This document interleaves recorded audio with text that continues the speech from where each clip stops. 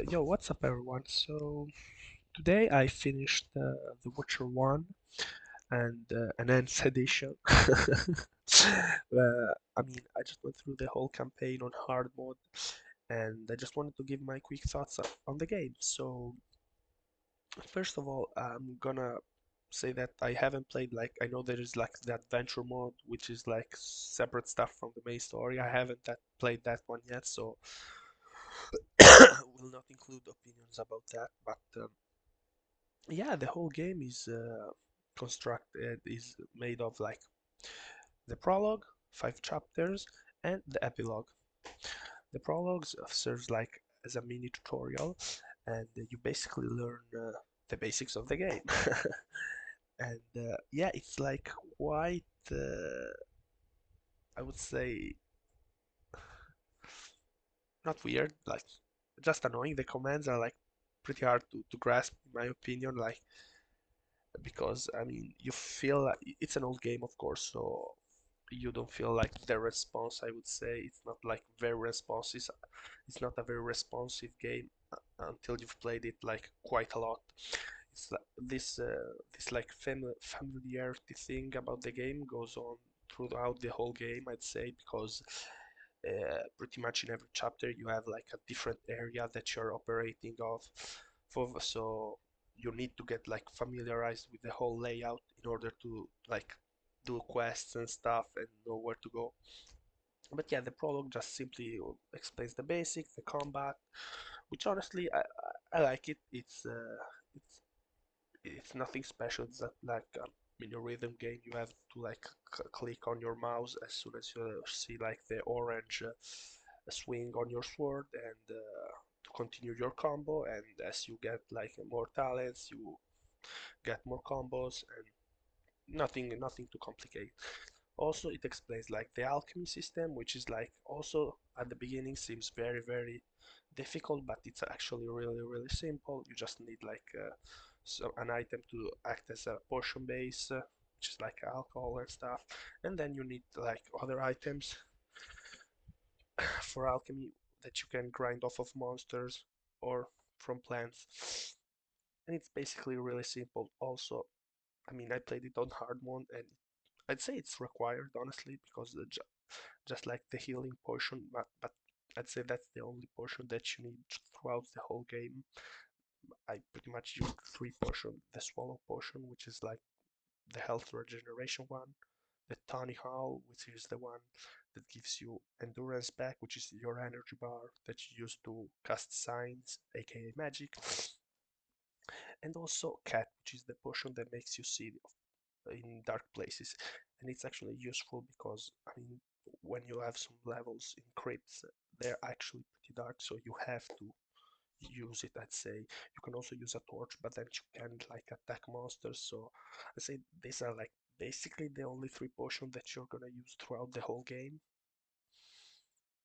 And yeah, basically it, it sounds complicated at first, the alchemy system, but it's not that complicated, and also it's not really that needed, I'd say. I mean, you just need to learn how to make the healing portion. That's all I'm gonna say. Also, in the tutorial, oh, sorry, it explains like science, which is like the magic systems. Again, it seems hard. No, it's not hard, but you basically get access to just one sign at a time, I'd say. And you pretty much use the first sign that you get, which is the art sign, that allows you to like push back, stun, and knock back the enemies, and then you can like execute them, which is like a one-shot attack. Yeah, basically this is the only one that I leveled up throughout the whole game, and I mean I didn't even use one of the signs through the whole game. The other one I just learned what it did on the last chapter just because I was looting to a boss, so I thought maybe I have to do something with this. But yeah, also pretty easy. You pretty much use only one sign through the whole game, and basically also the first sign is the more useful of the 5 because you have to use it to like free some levels. Like there's like debris or rocks in your way, you interact with them with your first sign. So I'd say the game like pushes you in the direction of like leveling it up.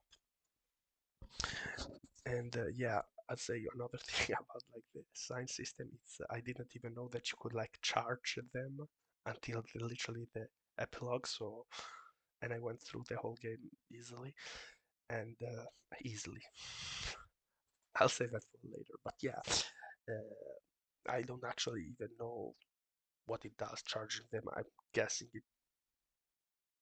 I mean, it makes them do like more of their effect because if you use the fire sign, the ignis sign, it like does more damage the more that you charge it. So that's what I'm guessing. Yeah, that's the epilogue. Once you get the hang of everything, you go into the first chapter, which you get placed in Vizima, which is a small outskirts town where you basically the whole storyline is like you have to defeat this beast that is like a, a big hellhound and stuff. And basically, not to spoil too much, but the whole city is like the cause of this beast. You defeat the beast, which is at the end of the first chapter. And yes, as I read online, it's like, and I tried tried it out myself. It's basically the toughest fight in the game and the most annoying. And on hard mode, I mean, most people tell you to like use the hard sign and one shot it to like kind of cheese it. And I didn't have it so leveled up at all, so I basically just drank a potion, an healing potion, ran around, chipped it down until it died. And yeah, that's pretty much the end of chapter one, which leads you to chapter two, where you end up inside of the actual city of Vizima. And yeah, I'd say chapter one is fine. It's like basically you get used to the game, but chapter two is where I'd say it's the worst chapter out of the three, and it's the one that took me the longest. Maybe it's not actually the longest. It's just that I couldn't like solve it. And yeah, basically the whole thing with chapter two is that there is a mystery about how. Oh yeah, I'm gonna also explain basically quickly the whole plot of the game. Basically, there's this like group that is called Salamandra. They like come into the Witcher's big school that is like Cairborn. They steal the Witcher secrets, and you have to chase them all throughout the whole game. But yeah, basically, like these Salamandra people in chapter two, they like, from what I can remember, they like know your location and attack you, so you have to go through this detective to basically know who the culprit was. Basically, this is a there's they give you this quest that goes on throughout the whole of the chapter, and it's holy moly, it took me so long. Also because this is a game where you have choices, and I wanted to be a neutral bitch, so I tried to not like hustle everyone and stuff. But yeah, basically I got annoyed after like 10 to 20 hours that was in the chapter. I just said fuck you to every character that was a suspect. I killed like I mean, I'm gonna say it, I used the guide throughout the whole game because this game, I mean, I would never complete it because the quests are like they don't like actually work. You have to use your brain in some quest and know where to go and what to click. Also, like there's some mechanics, like as I said before, I didn't know about the charging signs stuff. I also didn't know until chapter 2 where I read online that you can scroll through your inventory because I thought that I was losing quest items and the game was buggy, but no, it actually you can scroll through. Yeah, basically, turns out the detective spoiler gets killed and he gets impersonated, but he's like main antagonist of Salamandra. And that's where chapter 2 ends. Then chapter 3, you get go even further into Vizima, into the like trade portal, and you have to like go around killing some base, some Salamandra in their bases and destroying their whole operation. And the chapter comes to an end with the big like confrontation. Oh yeah, also in chapter 2 there is like this orbit into faction, which are the Knights of the Holy Flame. I don't remember if they're called that, but something like. And the Scoia'tael, which is like elves, dwarves, and like non-human races. In chapter 3, basically the whole thing ends that there's a conflict inside the city, and you end up going into a near city on the rib, on outside, like uh, how do I say it? You basically are not in Vizima. You go into a near village, and yeah, this is chapter is like I'd say the not the shortest one because they're chapter 5, but chapter 4 is like the most easy in my opinion to do, and there is a lot of backtracking also here, but you do some like self-centered quest just in the village that has pretty much nothing to do with the main storyline, and the chapter ends where you basically get the Knights of the Flame attacking the village and the Scoia'tael that have taken hostage the village. Yeah, it's really stupid, but nothing. You basically return to Vizima, and yeah, I mean, also all these cutscenes may be changing between your the choices that you make and stuff, but eh, I'm just gonna say what I remember. And then there's chapter 5, which is like the shortest one in the game. You basically have to do 2 or 3 main quests and go basically rescue this like princess from a curse, and then go fight the main bad guy. At the end of one of the main bad guys, actually, like the this mage of Salamandra that you like see in the beginning, the epilogue, in the prologue, you have to fight him as like the last boss of chapter 5. Then it gets revealed that there's like an actual bad guy, which is the boss of the epilogue, which I read online that is actually there is actually a big revelation of this villain, which I don't want to spoil because it's actually good, but at this point, I mean, chapter 2 made me like so done with the game, so I did not like care that much. And yeah, basically, the epilogue is really short. You just have to fight this bad guy. Going is really easy. No, it's not even the toughest battle in the whole game. The toughest battles are like mm, chapter 1, which is like the Hellhound, and maybe chapter 5, which you have like to go through a mini gauntlet of bosses, but yeah, basically the whole game is very good. Let's say it's right up my like alley as of games that I like, but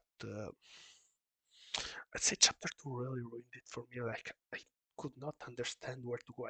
Like even using guides, I had a hard time. So like I clicked OK on everything and just murdered everyone until I got like the quest done because holy, it got me so triggered.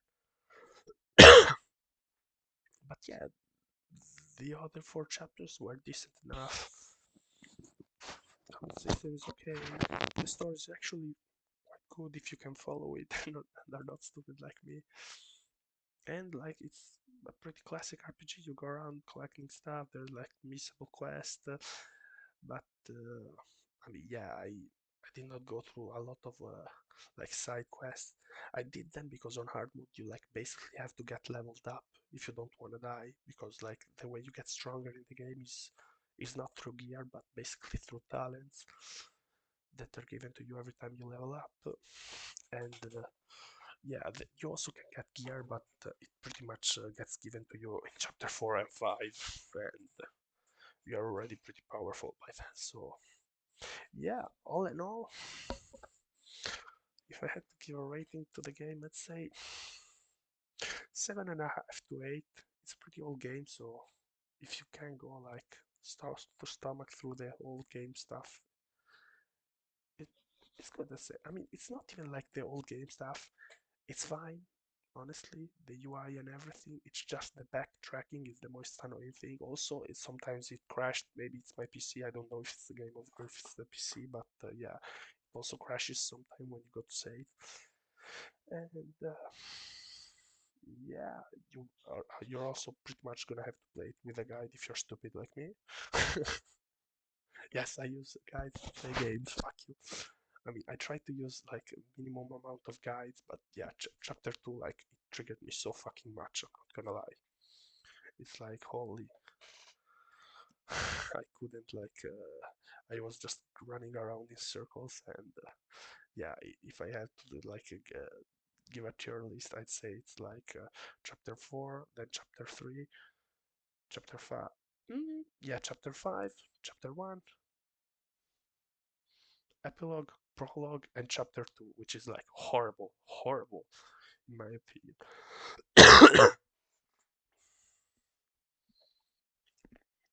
But yeah, pretty good game. I'd say if you wanna play the Witcher series, it's worth. I'd say it's worth. I wanna like. I'm preparing to play The Witcher 3. I don't know if I'll play it like right now or in a year when I have time, but I say it's worth it to play before The Witcher 3 because I'm pretty sure if you play The Witcher 3, which everyone says that's a great game, you're just gonna get annoyed at this bad old game, basically. So it's like people who play Dark Souls 3 before the one. It's like you're obviously not gonna like it as much as 3, dude. Like it's clunky, it's an old game. Yeah, those are like my thoughts on the Witcher 1 game. Give it a try. It's not bad. Also subscribe. See ya.